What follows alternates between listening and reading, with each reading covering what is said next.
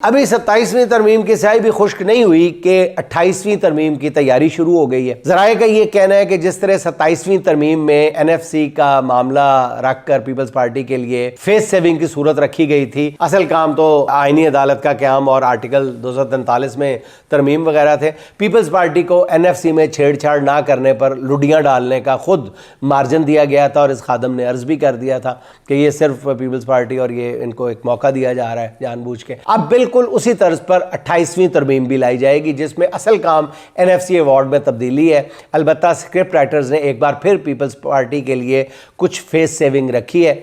इस बार नए सूबों के क्याम के मामले पर भावता होगा। पीपल्स पार्टी NFC अवार्ड में सूबों के हिस्से पर समझौता कर लेगी और इस बात पर फिर लुडियाँ डाली जाएंगी कि जी पीपल्स पार्टी ने सिंध की तकसीम का फार्मूला तो मुस्तरद करा दिया है ना, बड़ी कुर्बानी दी है हमने ऐसी टफ टाइम दी है।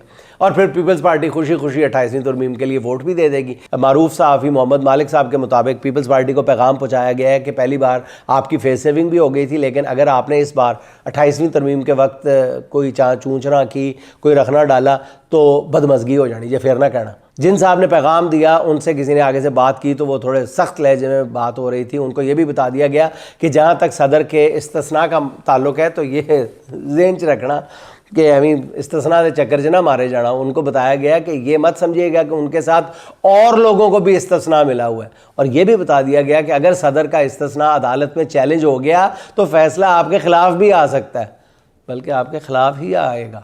भी ज़हन रखना। नाज़रीन, इक़्तिदार के ऐवानों में ये खेल चल रहा है। जब NFC अवार्ड में तब्दीली हो जाएगी तो उसके बाद सूबों की तकसीम भी करनी है। 29वीं तरमीम में 12 सूबे बनाने का काम बार सूरत होना है।